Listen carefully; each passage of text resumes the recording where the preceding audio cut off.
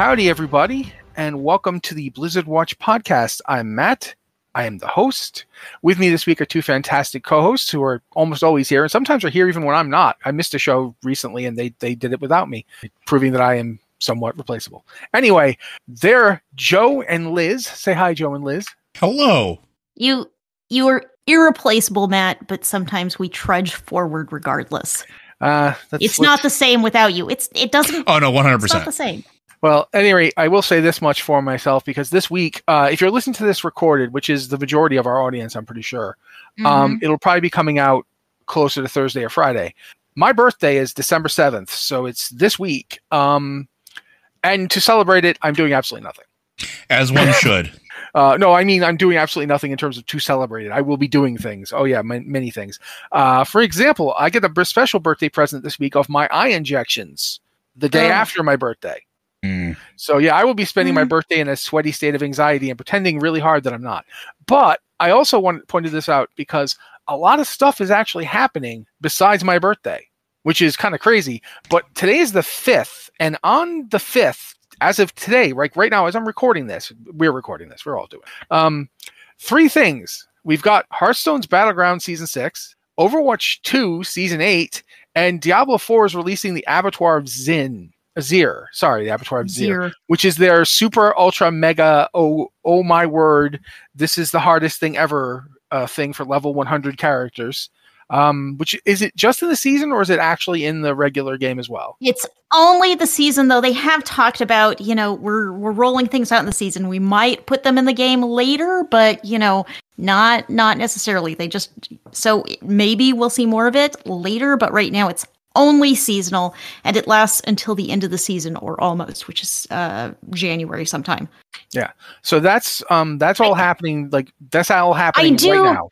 I do want to add one other thing that happened today as we were recording this that I forgot to include originally, which is Diablo 3, that other Diablo game. The Season 30 PTR went up today. Yeah. Oh, I forgot that they were doing that. It's a thing. Literally the absolute last season in terms of new content is what I heard last time. Now, you don't think so? This one doesn't exactly... I think we've already seen the last season of new content, and 30 is re-adding what was it called? The thing, the horrible talent system that was going to take forever to get through. Oh yeah. It's the one from season 28. Yes, it has a name. Do any of us know its name? The Altar of Rights. Altar of Rights. Yes, that's it. That is it. So it's adding Altar of Rights to the game as a baseline, but it's not. There's not any shiny new features. And, but yes, the PTR went up today. It's going to last for a week. We don't have end dates for season 29 or start date for season 30 yet, but you could expect they'll come soon. Yep. And since we're speaking about Diablo and things that are happening soon, there's the Diablo 2, 22 Nights of Terror, which I had not actually heard about. And that's happening soon. We don't know when. We think sometime soonish, but we don't know. I mean, they did 22 Nights of Terror last year in Diablo 2 Resurrected, and they started December 13th last year, I think. Yeah, so they confirmed at their last campfire chat that it was going to come back, but that was literally all they said. And that was last week, wasn't it? Yeah, I expect it's going to come out next week, kind of around when it did last year. So that would make sense because it pushes it to like the holiday equivalent schedule of being in there for pretty much all of the holidays and into January, where the lingering holidays end. So that would make sense. Yeah, we should point out that also where we're talking about stuff happening on the 5th, there is something that actually has already happened that we want to talk about, but I'll get to that in a second. Hint if you're waiting for a while. We have Amirdrassil. Wing 4 is coming out on LFR next week on the 12th. And also on the 12th, we've got the Diablo 4 Midwinter Blight event is going to be happening. So if you've been looking for those are happening next week. So I do feel like, the Amirdrassil LFR Wing 4 is, there's not a whole heck of a lot to say about it other than it is happening. I mean, I just think it's interesting they've been rolling out LFR rings so quickly. We got Amirdrassil, a month ago now? 3 weeks. I kind of like that, though. Yeah, I mean, I like that they're rolling it out so fast, but usually they'd roll out LFR, like it'd be a week after normal released, and then it would be like 2 weeks, 2 weeks, 2 weeks, and so it would be like a month and a half before you could see all the LFR wings. And they've rolled this out really, really quickly, so we're going to see the last wing next week. Yeah, and I think that's a really smart decision that they've made. I really like that. Yeah. I always argued that LFR should be more accessible than less accessible. I think the delays, I'm not sure why they did the delays. Like, I don't know if they ever told us why they waited that long between them. So if they did, I don't recall either. No, that said, I do like and this may be controversial. I like the sort of trade-off of that being, released every consecutive week, but the Forge moving to bi-weekly, where like upgrading your gear to, or converting it into tier or whatever the case is, being bi-weekly, I think makes a lot more sense. Personally, if they're going to let you go into LFR accelerate the accessibility therein of getting all 4 wings. So, my opinion, I'm sure I'm going to get flamed for it later, but that's where I'm at with that. Yeah, I mean, I seriously, I think it is probably a better move as well. But no, but we've talked about those, so we didn't really talk that much about Abattoir of Zir, other than it is supposed to be nightmare hard. Yeah, what is Abattoir of Zir?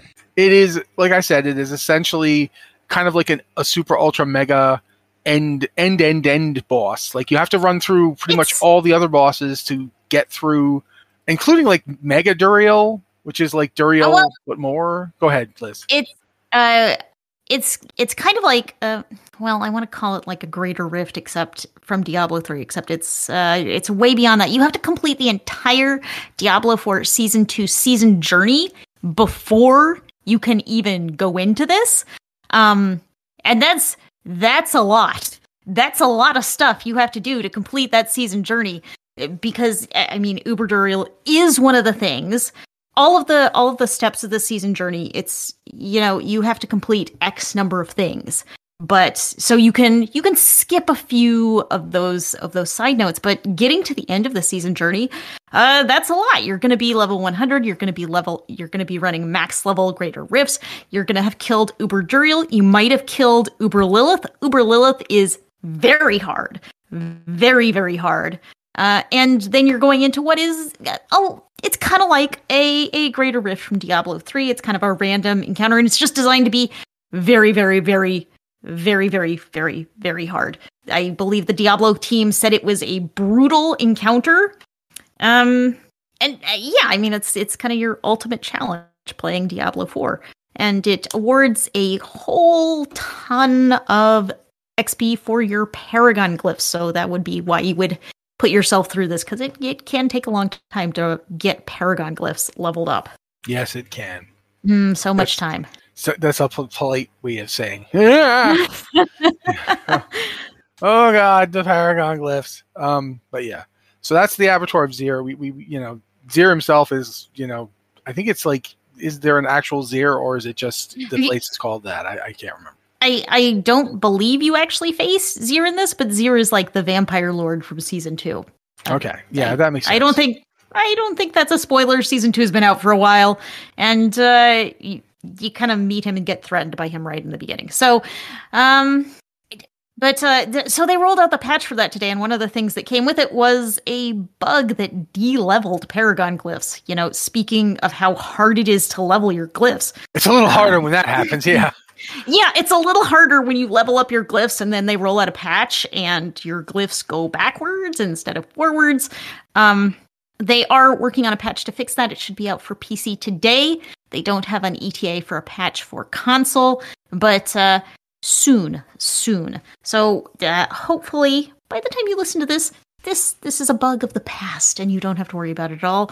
But if you have logged on and your glyphs in Diablo 4 weird lower level, it's going to be fixed. It's going to be fixed hopefully very soon. But yeah, this is one of those things. It's like there's a bug, and then everyone's been piling on Pez Radar, the Diablo 4 community manager, about this. And it's like, come on, don't... First off, he's a community manager, guys. You know, that's the weird thing about when you hear about people piling on the community developers. Like, he's the community developer. He is not coding the game. Like, God, chill out, guys. Yeah, it's like he's here to communicate with you, and he's actually like super communicative. You know, people ask him questions on Twitter, and he'll come with answers, or he'll ask for clarification. So he will like actually talk to people in the community. Like, he's a good guy. He's doing a good job. He's doing the best job you can. So, I mean, it just sucks when we see the community piling on some of these developers, and I think it's why. Sometimes you see developers like pull back, and you see developers not wanting to talk to the community as much. And I think it's because sometimes when you talk to the community bites back. And well, I remember a couple of years back now, I can't remember the name of the developer for a while, but it was a WoW developer who he just said he liked Crusader Kings. Mm-hmm. He was talking about the game Crusader Kings and that he liked it and he was playing it. And somebody on Twitter, and this was pre-Elon Twitter, but it was still not, a great place. Someone just went nuts on him. Absolutely nuts. Just, this is why this system you put in was bad. And I'm sitting there going, he just said he liked the game. Is he allowed to like games? I mean, he works in games. One would hope he likes them at least a little. I was just like, man, this is like going to a restaurant, ordering food and then like demanding to see the somebody who makes somebody else's food to yell at him about the food you just got. It's like, what is wrong with you? Like, my word, calm down. Just be nice. Be nice to people. It's not their fault. But even if Adam hand-coded this bug, even if he had made this mistake, which resulted in this bug, we have developers doing their best to make something that's super fun for all of us. And sometimes you make mistakes. Sometimes you make mistakes, and mistakes don't get caught, they go. Yeah. All of us make mistakes sometimes. Sometimes your mistakes result in a painful game-breaking bug. And, you got to roll with it. Yeah, and sometimes it's not even a mistake. Sometimes it's just, we didn't foresee. Yeah, we didn't foresee that when we decided to use the original, BattleGate, BattleNet interaction for Diablo 2 when we were relaunching it, that it would end up crashing the game repeatedly because the system wasn't designed for millions of you maniacs locking in continuously. That was our bad. We didn't realize this would happen. This is on us. It didn't get revealed during the play test because we only had a few thousand people or a few 100,000 people or whatever, and not millions. Obviously, that's a different situation.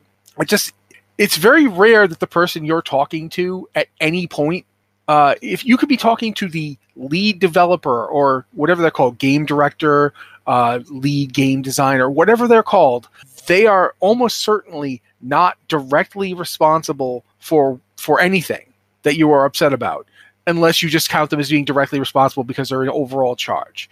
There are so many people working on these games that to try to pin blame down on any one person for a bug or a decision made in design, it's just not feasible. Like, how many people are on WoW now? Wasn't it like they added several hundred people a few years back, and that's been the case ever since? They've had nearly 1,000 people on it. Well, like I think it's like I don't know if they've ever told us the exact number, right? Like, yeah, but the point being, there's a lot of there's a lot of people because, there's a lot going on. We talked about how quickly Dragonflight released how much content and how many different new systems, and how you can't do that without a large group of people, because otherwise those people are just going to burn out and you're not going to have a game, right? So you have to have people to share the work. Yeah, and there's also the whole idea of like development. You have a team working on this, you have a team working on that, you have a team working on something else, so that you can do more things because you have different teams working on them. But that does kind of mean that those different teams aren't necessarily privy to what that team's doing. There's just a lot. There's a lot of complexity to this. Please don't bite the hands of the people who are trying to get you the answers you want. That they're, working in the community is already pretty hard. It is not a tremendously easy thing, and it's not a tremendously well paid thing. Just don't. I don't know. Like Liz says, just try and treat people like, with just the respect of that they are people. You don't have to be their friends. You don't have to you gush about how great they are, but just don't treat them the way somebody treats a person in a supermarket when they want to return something. You know what I mean? It's like, we've all worked retail, right? I mean, if you ever worked retail, you know what it's like when somebody comes in and they immediately demand to speak to the manager, and you're like, oh god, this is going to be here. I'm going to be here all night. Just don't do that. I don't know. Let's talk about happier stuff. But let's actually go talk about the thing we were going to talk about, which is the Season of Discovery in WoW Classic, because that came on, like, that was last week, I believe, Tuesday. Right? It was last Tuesday. It's already pretty crazy. And then Matt was silent. Oh, I'm sorry. Yeah, I didn't mean to not be talking. I guess I hit the wrong button. Anyway, when Liz sent out the email today, basically mentioning stuff about Season Discovery, one of the things I hadn't even realized was that all classes have their glyphs discovered now. Yeah, every single rune, 12 per class. Yeah, and the warrior ones are boring as heck. Oh my word! It's like some of them, the glyphs out there are really cool and neat and interesting. Like the Warlock Metamorphosis rune, which makes them tanky. Although we've got a thing to tell you about that one, which is fascinating. But like the Mage one, which does healing, they also, let's just talk about that one. The healing mages got a nerf already because they were healing via chain casting Arcane Explosion, which is like funnest way to heal ever. Right? It's like, do you like Holy Nova for Priest, which was never very powerful, but it was super fun to just cast. Yeah, just run in, go boosh, boosh, boosh. You're healed. It was like exactly. Felt so good to press that button. Almost as cool as Chain Lightning, but you don't even have to aim it. And not that you really had to aim Chain Lightning, but you kind of do if you want to do it right. Anyway, so Arcane Explosion, fun as heck, but also Arcane Explosion does a lot of damage. Mm-hmm. It's significantly more damage than Healing Nova ever did. If it ever did damage, did it even? Yeah, it did a little, right? Yeah, it did. Holy Nova was damage and healing, but it was not. It was pretty small. Yeah, it was a little bit of damage. It was like a little taste of damage. You have a little damage as a treat. But yeah, so they've already nerfed the healing of Arcane Explosion by 80%. Which ow, but you're not going to not cast it. You know what I mean? It's also like I didn't even have a chance to run anything with a healing mage to enjoy it while it was overpowered. Now it's maybe. What gets me is that means somebody probably, like, some people already got their character up to max level, which is 25 or 35. 25. 25. Yeah. And the new Black Fathom Deeps raid has already been cleared. So I mean, all the content. Well, I won't say all the content. Probably most of the content to discover. A lot of the content to discover has been discovered because people have rushed through this like Zoom. Well, that leads me to the thing that I wanted to talk about the Warlock Metamorphosis rune. And I think that Joe should get to talk before I do that. So, Joe, you were saying something and I interrupted you. Go ahead. I'm sorry. Okay. The Warlock Metamorphosis rune is apparently locked behind Black Fathom Deeps. Mm-hmm. Yes. Like you can't get it unless you run Black Fathom Deeps, which is got to be annoying for warlocks who wanted to tank and were like, yeah, I'm going to be a warlock tank, and then couldn't tank until after they cleared a raid. Well, you've got to be max level before you can get the rune that lets you tank, so you've got to play the entire game not being a tank when you want to tank. So, yeah, that's pretty rough. I mean, it's also interesting because it means that, let's say your guild was like, totally on board with you warlock tanking stuff. They had to carry you through the raid. They not just get to max level, and then successfully clear a raid. I mean, granted, it's Black Fathom Deeps, but it's a raid. But I mean, at least you can, like, even though it's and again, it's not ideal, right? And they've already addressed it, and they already said that it's not super cool, and they're going to fix it. But like, also, at least you're saying carry you through the raid. That's not strictly true. You can still contribute. Like, you're still a warlock. You still do warlock things. You're still going to sit there and go, hey, look, green fire, and like burn something to the ground as you're going through the raid. No green fire. I don't think. I'm just saying. I'm being facetious. I just don't want people to get excited about possibly having green fire in WoW Classic and then it's not there. I mean, it might be there later. Some of the glyphs are stuff like that. Yeah, but my point stands. Is like, at least it's not. At least you're not choosing that at the beginning and then you just can't do anything until you get the glyph. So like it's not great, but at least you're not completely useless as a warlock until you get it. So there's at least silver lining. It's a bit of a killjoy when you go in, you're excited. Warlocks can be tanks now. That's going to be super cool. I'm going to level up as a tank. It's going to be awesome. And then it's like, no, you got to be max level and clear the raid before you can start tanking at all. So yeah, it's kind of a bummer. Yeah. But I will say this. The only reason I haven't already made a character in this is because I've just been this whole month has just been like a continuous series of dumpsters hitting walls and exploding in flames. I'm like, why did that dumpster even explode? It was empty. No, sorry. Dumpster fires all around. So I haven't gotten a chance to yet. But I will say that I was looking over the various runes that each class gets. And some classes get really cool ones. I get the tank. Yeah. Like rogue, like shaman and warlocks do get some pretty cool alteration stuff. The mage gets the ability to heal.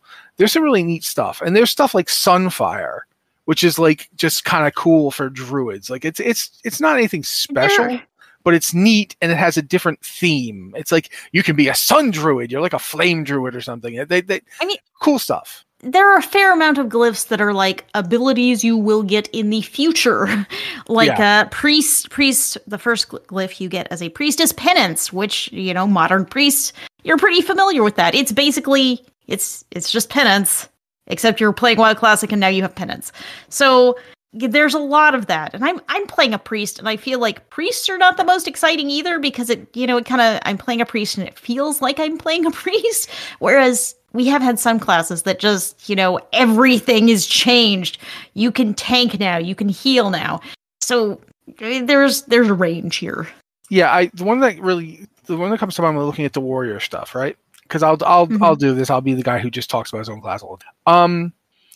A lot of these are abilities that you'll get later. Like, for instance, Raging Blow, Warbringer, Furious Thunder, which this is the one. Thunderclap now increases the time between attacks by an additional 6%, can be used in any stance, and deals 50% increased threat. It's like, welcome to Thunderclap in now. Like, but it's not even that. It's like Thunderclap doing those things. It was kind of like what happened to Thunderclap in BC. Like, that was literally what they had to do in BC because warriors couldn't hold AoE threat. This is the Burning Crusade talents version of Thunderclap. That's what it is. Some of the runes are like that though. Like almost all of the ones for warriors are. Yeah, like there's a lot of them. Blood Frenzy, Raging Blow, Warbringer, Furious Thunder, Endless Rage, Victory Rush. These are all either direct lifts. Devastate's direct lift, man. And Single-Minded Fury. You even get Single-Minded Fury. You don't even get Titan's Grip, but you get Single-Minded Fury. We talk a lot about the glyphs. Oh gosh, now you got me calling them glyphs. They're runes. Yeah, runes. Runes. Yeah, we talk about the runes that are like really exciting and totally change things, like mages healing, like warlocks tanking. Yeah, we talk about that because that's really exciting. But the majority of the runes, I mean, they're cool, they're interesting, they unlock new possibilities for your class, but they aren't like totally unheard of crazy things that are going to make you a healer or going to make you a tank. A lot of them are abilities you'll see in later versions of World of Warcraft or small tweaks on existing abilities. And they're like, I'm not saying they're bad, it's just a lot of them aren't as exciting as, oh, hey, you can cast Arcane Explosion and also you heal everyone a huge amount. I'm going to read Regeneration so people understand the actual glyph here. The Regeneration rune, I'm going to start calling it rune because it is a rune and not a glyph, even though it's exactly like a glyph. Come on. It's tough. Regeneration, 43% of base mana, channeled, 3-second cast, requires mage, requires level 1, heals the target for numbers, health over 3 seconds, and applies Temporal Beacon for 30 seconds. And Temporal Beacon records the subject's space-time position. 80% of all arcane damage done by the caster will be converted to chronomantic healing on each of the caster's current temporal beacon targets. This healing is reduced by 50% on self and also reduced by 80% when damage is done by arcane explosion. So you obviously that last little bit, they just threw that in. But basically it means that you put, if you've ever played a paladin healer, you'll know basically the kind of thing you're doing, where you're putting a mark on somebody, and then instead of your healing to one discipline character, priest. That's really the current discipline priest style. But it's still basically that concept. It's that you pick somebody, you put the thing on them, and then you can just go nuts with your other thing, and it will heal them too. Except in this case, instead of healing them while you heal somebody else, you're healing them while you hurt somebody else. So it is a cool idea, and it works really well for a mage. It's an interesting idea on how to do that. However, and mass regeneration for that matter then makes it even better, because now it's just, healing everything. These are cool, neat ideas. And they unfortunately, they're a little too cool, I think, in that, not that they're too cool and that they shouldn't be less cool, but they're going to stick out when other classes are like, hey, look at all these abilities that are just, stuff coming in the future. And it's one of the weird things about, like, Metamorphosis on the face of it is exactly that. It's an ability that Warlocks would just get after Classic, except that it's then an ability that they lost and don't have anymore. So getting it back in WoW Classic, I think for a lot of Warlock players in particular, it's a huge thing. They want this to be something that they see in the future again. They'd love to have Metamorphosis back. So yeah, there's a lot of weird little moments like that in this setup, in my opinion. But I'm not saying it's bad. I actually, like I said, I think that this is a really cool idea that they're playing with. But every cool idea you play with is going to have, for lack of a better word, potholes. It's going to have things in the road that you're driving along and suddenly, boom, oh God, my front wheel. Like, there's a level to this. I don't think, it's very hard to balance this. There's 12 of these runes per class.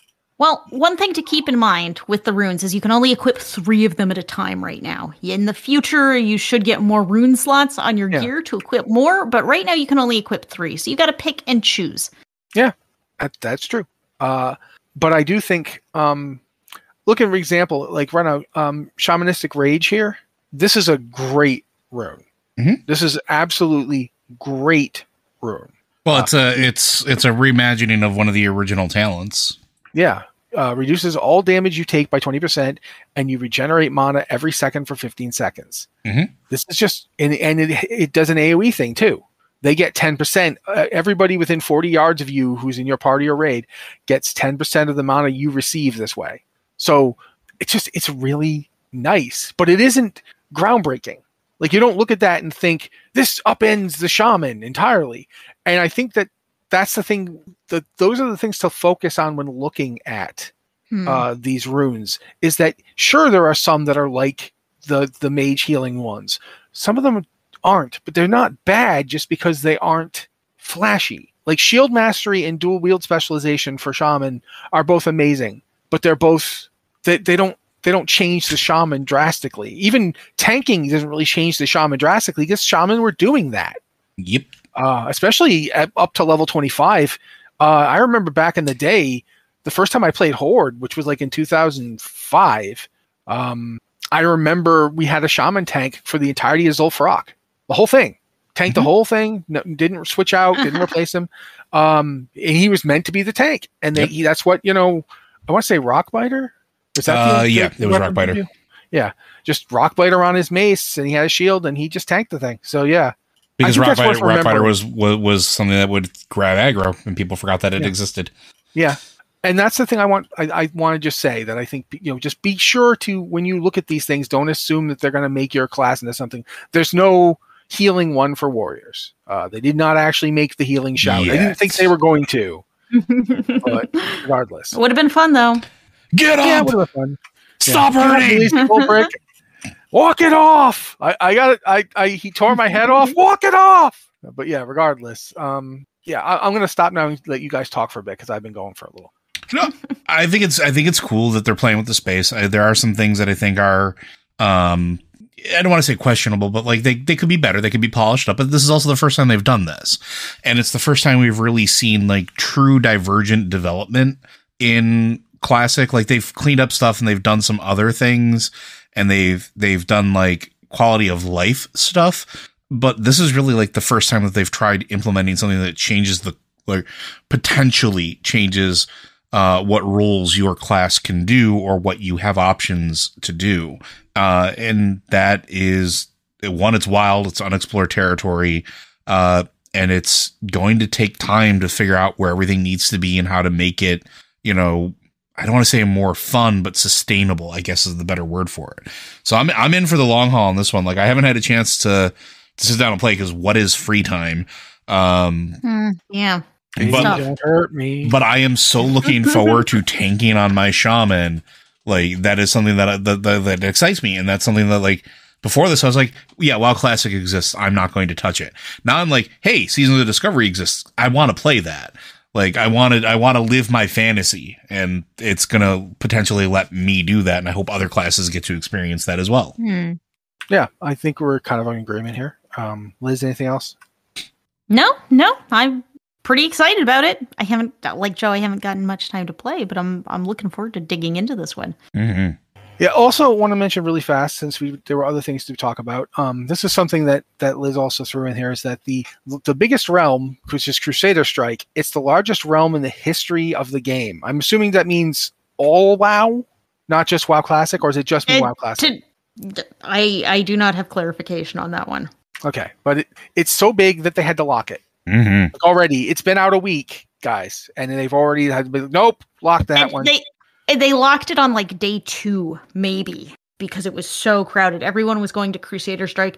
And, in part, I can understand that, because Crusader Strike just sounds really cool.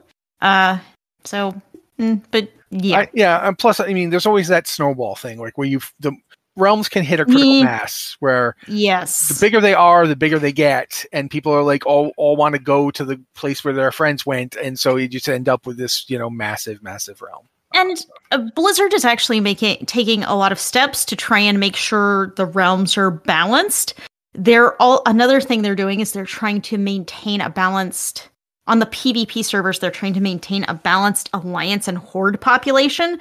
So if it gets too off kilter, they might lock creation on one side or the other to keep that faction balance, because that's one of the things people complain about a lot, particularly in Classic, that it's like, oh, my server is all this side and none of this side, so I just can't get things done because the population is so tiny. So they're doing some interesting things here to try and keep the servers balanced, try to not get like what WoW Classic itself has, which is some mega servers and then a bunch of deserted servers. They launched the game with just a small number of servers, and they've been trying to manage them, trying to keep populations balanced. But they've already had to shut some of them down. Yeah, it is, again, this thing is an experiment. That's the thing to think about here. This is something they've never done before. It's worth giving it time to see how it all shakes out. Go ahead. I should note one more thing. Crusader Strike is an RP PvP server. So, yes. It is currently locked. If you want to roll an RP PvP server, you want to roll on Chaos Bolt, which also sounds really cool. Yep. Also, we should probably mention, while we're talking about this kind of thing, we mentioned the PTR already. Should we talk about Warcraft Rumble first, or should we talk about the Game Awards? I think we just start really quickly. The Game Awards are Thursday. They're on my birthday. Yes. So yeah, go watch those, I guess, if you want to. If you don't. I don't really feel like I feel like the Game Awards this year have felt more superfluous to me than they have in previous years, which they've always kind of felt superfluous to me. But it's nice when people get awards and get rewarded, recognized for the good work they do. Mm-hmm. So I'm always happy about that. Usually for me, at least, the Game Awards are, I wasn't watching and they dumped 1 million trailers. Yeah. So, yeah, it's always like, that's out. I will say that because of the Game Awards this week, although they were, I don't know if they were going to release this at that time. We did find out GTA 6 is coming. Yeah. So this is not related to Blizzard or anything. But if you were like wondering, when are we going to get a new Grand Theft Auto game? Soon, because they had to. They basically, someone leaked it and they had to release the trailer early. So we know now this is what it is. They are doing GTA 6. It is in the point where they have a trailer for it. They're likely going to release it within a year or two. We'll find out more at the Game Awards. So if that's something you're interested in, there's that. Now we can talk about Warcraft Rumble. Season 1 is ending Saturday, and Season 2 is probably starting on Saturday. Is that right? Yeah, I don't think they've specifically announced either of these things. Like, they haven't really advertised this, but it's listed in the game as ending on this Saturday, and presumably the next season will start immediately because the seasonal kind of cycle is really tied into how the game works. You're earning seasonal rewards, working with your guild to earn things. So I'm pretty sure that season 2 is going to launch exactly on December 9th when season 1 ends. And so if you're working on playing Rumble, you only have like 4 more days from the time of this recording to unlock Sylvanas, which is the season 1 reward. So limited time, and we don't actually know a lot about the rewards for season 2 yet. We're kind of there have been a few things announced that we don't know when they're going to happen.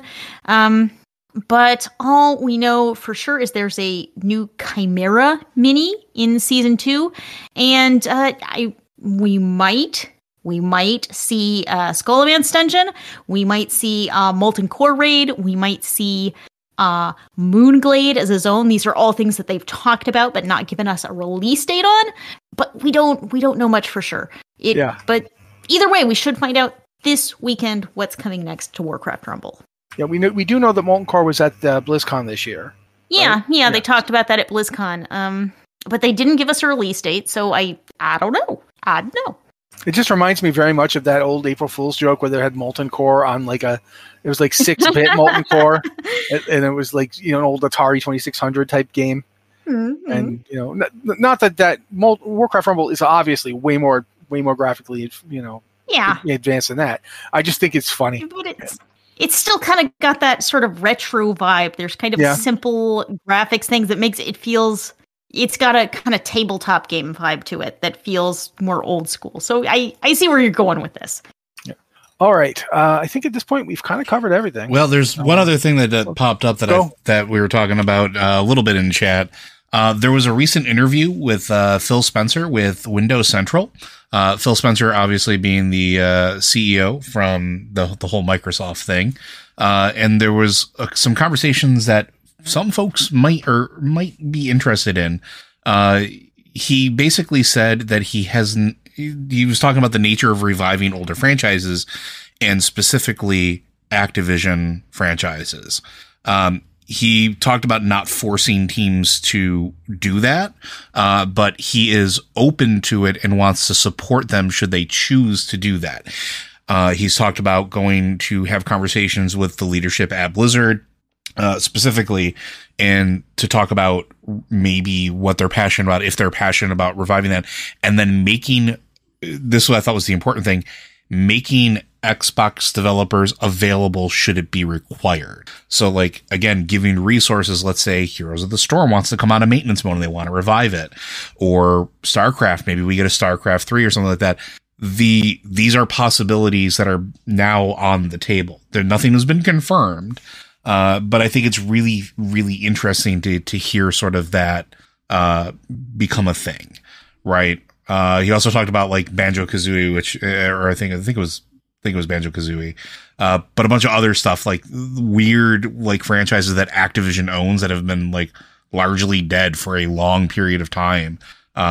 And then also the idea of maybe bringing some of those to Xbox Game Pass, or maybe some of the older Blizzard games to Xbox in general. So there's hope. There is hope out there. I can hear Corey on his max dose of hopium. But yeah, I'm right there with him because honestly, we talked about this. Heroes of the Storm got a patch. We haven't like, that hasn't happened forever. Why all of a sudden now? And we know that people really did care about the game, and there were developers that really loved it. And honestly, in the MOBA space, I think it would be perfectly fine to give it some love and attention. I'm going to hold out hope for that one in particular. But also, StarCraft feels like, I don't know about you, but I understand they finished the story, and I'm air quoting that, in StarCraft 2, but I feel like it's not done. Like, there's so much more you could do with it that I would love to go back to the StarCraft universe, especially when we talked about this before with the rise of the RTS, like independent RTS scene. Having Blizzard come out with an honest, like, caring return to the franchise would be pretty amazing. So yeah, There's potential. I just thought it would be interesting to bring it up because it was an interesting news item from a couple days ago. All right. But with that, we are going to try and get a couple of these emails in. We've got enough time, I think, for one or two of them. If you've got a question for the show, you don't have to use an email. In fact, sometimes I think almost all of these are from Discord. But you can either contact us via email. You can send it to podcast@blizzardwatch.com with the subject line podcast or Blizzard Watch so we know it's for this show. Or you can go to our Discord. We've got two Discords. We've got one that is the patron Q and Podcast Questions channel for our patrons. And, we've been getting more and more patrons thanks to you guys stepping up and helping us. And we're definitely going to talk more about that. Absolutely. But thank you for that. Joe is going to read all your names and stuff too. You're still doing that, right? Insert the recording of me saying all their names here. Yeah. A very special thank you to our new Patreon supporters. Diane, Scans, AJ Venter, Clement, Austin Kiefer, Drygon, or Dragon. I can't tell with each because, well, it's dragon season, so we're going to go with that. Eric Odia, Andrew Schwartz, Razor Berg. Oh, wait, I mean Bug. Love you, friend. Fletch, 2D Ledwey, Joshua Lindquist, Nick Macy, Joelle Boogstraight, and Clinton Roof. Thank you very much for your support and allowing us to continue doing what we love. Cool. So yeah, you can go to the Discord and you can do that. If you're our patron, you can go that one first. And, we try to take questions from there first because, that is one of the ways we reward you for helping us. But if you can't support us on Patreon for whatever reason, that's totally something we understand. And we do have the Q and Podcast Questions channel for non-patrons. And we did actually get some questions from there too. So without further ado, we're going to start with this question, which I don't know if it was meant for us or not. He said it was Q for the queue when he said it, and I was like, that would be a long queue. But for those of us with short memories, could we get a refresher on how we met Xal'atath and all our interactions with her so far? I did the quests, but it all blurs. I don't know if we can do like a full. That's a lore watch. That's a lore watch thing. I think at that point, but I can tell you this. I think we can tell you this. Xal'atath was one of the artifact weapons from Legion. So it was the Shadow Priest artifact. Yep. So there's a whole bunch of stuff in there about the old gods and about the dagger and the dagger's origin throughout the world and how it affected, like, for instance, it was the weapon that led the Dark Iron Dwarves to think they could actually take out the Wildhammers because Modgood, who was the wife of Emperor Thaurissan at the time, went to, I want to say Golbatal, but it's not Golbatal. What is it? Grim Batal. Grim Batal, thank you. And she went to Grim Batal with a dark iron army to study the void. Yeah, she used the knife to kick butt. She's the reason there's a Cathraxi at the end of Grim Batal. Yep.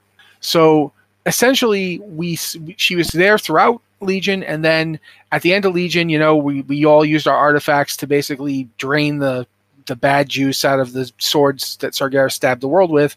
Xal'atath didn't like that and didn't like getting abandoned because they, obviously. That's what happened to her. She got abandoned after she drained all the bad stuff out. So she set up a whole situation where non-priest players could end up interacting with her, and she was using the Naga who were trying to find her, and she eventually made a deal with N'Zoth where he took the Xal'atath being out of the dagger body and put it inside of recently killed High Elf who had been trying to find the knife and use it herself. That's the Xal'atath you see in the War Within trailer. It's the body of that dead High Elf whose name is currently escaping me, but there's a lore watch coming. I'm sure we'll talk about there. And yeah, that's basically Ananus or Ananus or things something like that.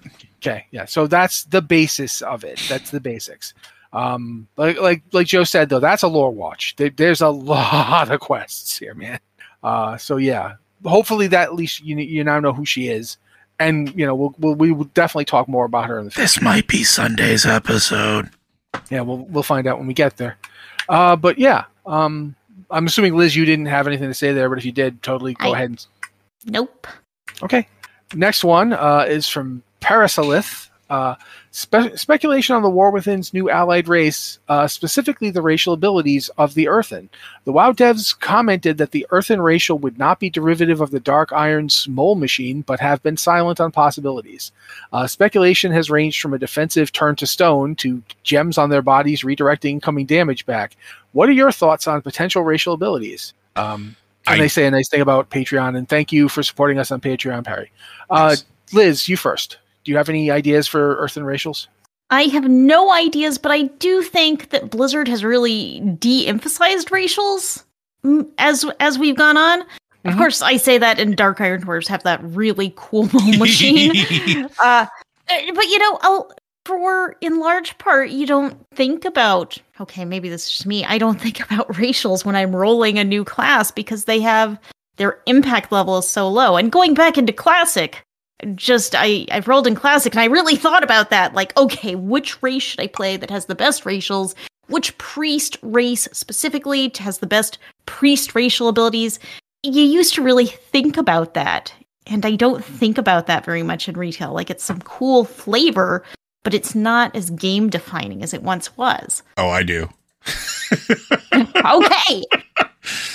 I'm the odd one out. Well, I mean, I don't really think about it that much either because I play a Warrior of them all, so I'm gonna have that racial eventually, whichever one it is. I race change loader every time I feel like there's a better racial available for me. Like, I'm not even gonna lie about that. I think the turn to stone thing is probably going to be fairly accurate because if you look at current dwarves in the game right now, you either have Fireblood or Stoneform, which does ostensibly similar things with slight variants. Like Fireblood, I think is better because you load me up with debuffs. I hit Fireblood. I convert them into intellect. Thank you very much. But I could see them giving something similar like that to Earthen to sort of tie it all together because lore-wise and everything else that they've been telling us, it's, there's this offshoot that sort of grew up to be dwarves without having direct interaction with other dwarves, despite the fact that they're still Earthen. I do not think that people have been speculating that they're going to get gems that reflect incoming damage. I don't think that's going to be a thing. I know right now Spell Reflect with Warriors is being looked at pretty hard because it is very strong. Mm-hmm. I watched a warrior leap into the middle of the Volocross trash packs, pull everything on the platform, and then just hit Spell Reflect once, and everything went to like 30% health. Like it is very strong right now. I don't know that they would give that as a non-class ability to just as a racial ability. To Liz's point, they do de-emphasize how important they were. Like back in ye olden days, Night Elf Warriors were like the bee's knees because they got an extra 1% dodge. Oh yeah, I actually did race change my character to Night Elf to tank. I believe it was Heroic and Ubercon. Yeah, because you needed it. You needed that 1% because you needed every bit of survivability you could. Yeah, in order to push the Heroic and Ubercon fight, you needed to get critical hits completely off the table.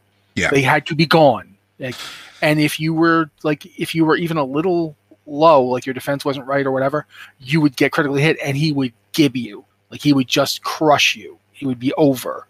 So yeah, we didn't get him down until I went Night Elf. That's how hard he was. They've moved away from things having that large of an impact. You might get some more versatility. You might get a free ability that lets you heal or do some damage. You might get that really weird thing that Night Elves have now where like the thing they get changes depending on whether or not it's day or night. Like, you get haste during the day and you get crit at night? I think it might be the way around, but yeah. Liz, you were saying something, I think? I mean, I was just going to go with think about dwarves and Fear Ward back in the day. Oh, yeah. Dwarf priest. Oh, yeah, that answers your question. Yeah. That's they got one. They got an ability that made you temporarily immune to fear. Or did it just clear fear? I forget. No, immune. And it like really trivialized one of the most difficult parts of the Onyxia encounter at the time. So if you were raiding as Alliance, you had dwarf priests. And you needed it for Nefarian. This was either going to be really, really difficult because they're going to fear your tank, or it's going to be a complete non-issue because you brought a dwarf. Well, the thing with Fear Ward was if you only brought one dwarf, then he couldn't actually trivialize the fight because Fear Ward had a long enough cast time. I remember this because I remember having to explain to somebody that yes, you were still going to have to do. First off, you was going to have a warrior tank. It wasn't going to be anybody else. Secondly, you had to do stance dancing. You were going to have to go and pop into Berserker stance, and you were going to have to hit Berserker Rage. He was, but we have a dwarf. Like, we have one dwarf. You can't tank her, and she will only fear like the amount of times he can Fear Ward. That's not how this is going to work. This is the same reason that Shaman with Tremor Totem weren't even close. Cooldown. Yep. Yeah, the cooldown and the fact that it cast on a pulse. Yeah, it was like a 1.5 second pulse. Yeah, and so if you didn't get the totem down at exactly the right time, and keep in mind you couldn't pre-cast it on somebody. No, but you could at least cast it while you were feared back then. Yeah, at least you could cast it when you feared. But a dwarf could pre-cast. They could like cast. Okay, she's going to do this in 5 seconds. I can cast it. Tremor Totem, you couldn't do that because it would then pulse, and then you'd have to wait for it to pulse again. It was a pain. So yeah, I definitely think that Fear Ward, though, it's if you're talking about like racial abilities that were the strongest a class could possibly have, Fear Ward was absolutely that. Even more than Hungering Plague for like undead, which was that was another priest one, right? Hungering Plague was Devouring Plague. Devouring Plague, yeah. Or the fact that they could cannibalize the Forsaken could cannibalize corpses of enemies slain and regenerate their health as a free heal. Or the fact that trolls had regeneration at a insane rate. That was a massive free heal. Playing a troll over here. Yep. The earthen stuff is likely more to skew towards like the Titan or something to do with the Titans specifically. It's not going to be a mole machine or derivative of it, but it might allow you to go to Titan facilities, which I think would be kind of cool. I wanted to just literally be called Embiggen, and they just grow.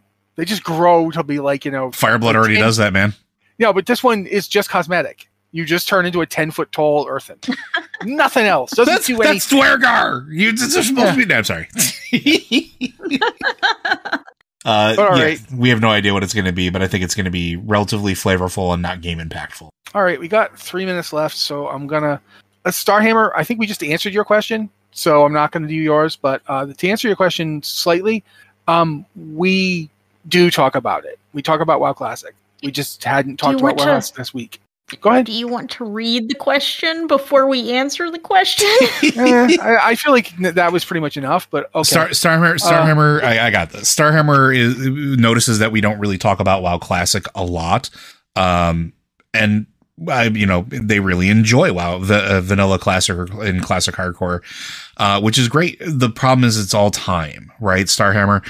We don't talk about it because not that we don't enjoy it. It's just, there's only so many hours in the week for us. And for like Liz and myself, I know specifically our free time is spent in retail, right?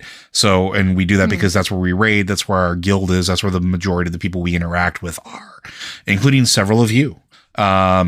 It's not that we don't enjoy the concept of, like, we literally were just talking about it today with the Season of Discovery.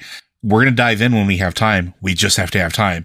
Although holiday season's coming up, and I happen to get some free days off of work, and I'm going to be doing nothing but Season of Discovery during those days when it's like, I should be in a meeting right now. You know what? I think I'm going to go and level my shaman instead. So yeah, which is always nice, quite frankly.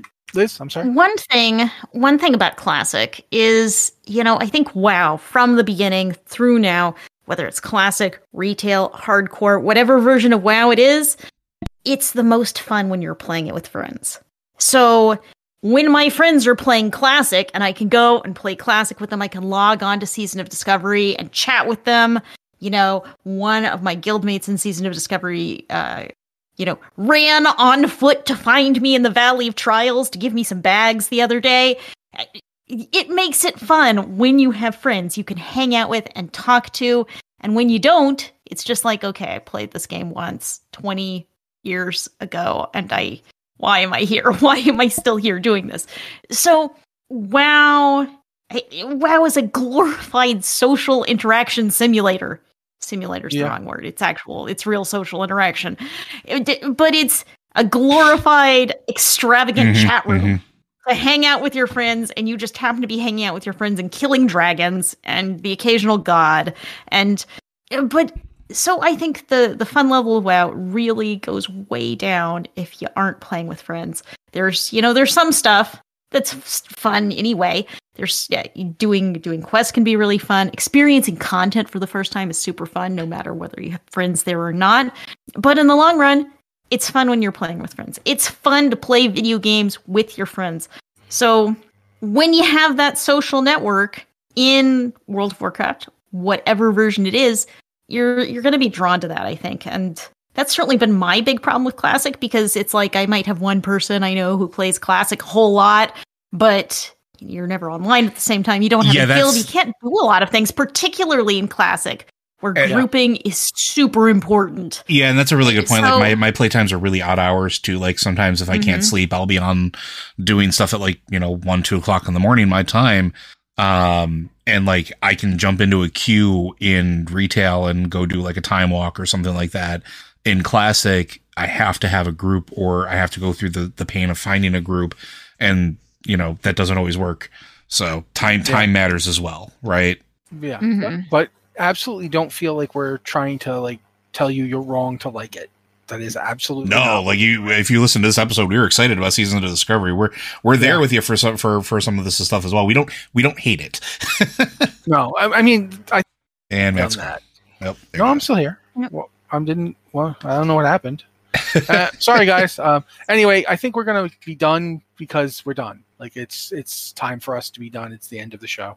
I do have good, one Liz. small thing to add right here at the end, which is that the Blizzard Watch podcast is back on Spotify. So if you enjoy listening to podcasts on Spotify, we are finally, at long last, a number of technical problems later, back on Spotify. Please subscribe. And if that is where you prefer to listen to your podcast, we're there. Follow our thread. Follow our threads there. Make sure that you do the things. It does help us, because that's an algorithm we can actually still have influence over. Please, thank you. Yes, thank you. Liz, do you want to do a brief Patreon drive mention? Sure. Well, we're wrapped up the Patreon drive. We're not going to bother you about it, though. We are planning on doing several of them a year. We're going to kind of go into the PBS pledge drive kind of format, where we remind people occasionally that, hey, your support is what keeps us going, because your support is what keeps the site going. And there's going to be a tote bag with my face on it, I promise. Thank you so much for coming out to support us. We did not quite hit our Patreon goal, which was $5,000 a month to bring the site up to kind of full speed, but we're really quite close to that. And we're close enough that for the month of December, we're increasing our post count. We have a small budget for editing, so I don't have to do it all entirely by myself now, which is great. I'm so happy about that. I can walk away from my computer and things will still get posted. That's pretty awesome. And so you should be seeing more posts on the site. You should be seeing that's kind of it. We can pay our writers for doing more writing, and it's all because of you. Yeah, and we did also, we're waiting on to see how it goes, but we have submitted our information for the podcast for the sort of the group stuff, so that we can potentially have some extra revenue from that to at least maybe keep the revenue that we normally dedicate to the podcasts and put it back into the site. So we're waiting to hear back on that. And you may hear that. You may hear an advertisement at this point here. I don't know. Go ahead, Liz. I did say we didn't quite meet our goal, but we're pretty close. One of the things we have switched to a new advertising provider. If you've looked at the site, you've probably seen some different ads. We're using an advertising provider that specializes in gaming sites. So you see more gaming related ads and fewer completely random, why is that even there kind of ads. So if you see anything weird, particularly auto playing video with sound, I haven't seen any of those. But if you see anything weird, let us know. We're kind of working out the kinks right now, and we don't, with advertising, you don't know how much revenue you're going to make. So we can't just because we have a new advertising partner go and super increase our budget because we know we're going to make a lot of money, because we don't know. We have no idea. So we're going to hopefully ramp up slowly and start getting more posts on the site. And you As Joe said, you may start hearing ads on the podcast unless you subscribe on Patreon to get them ad-free and with pre-show content.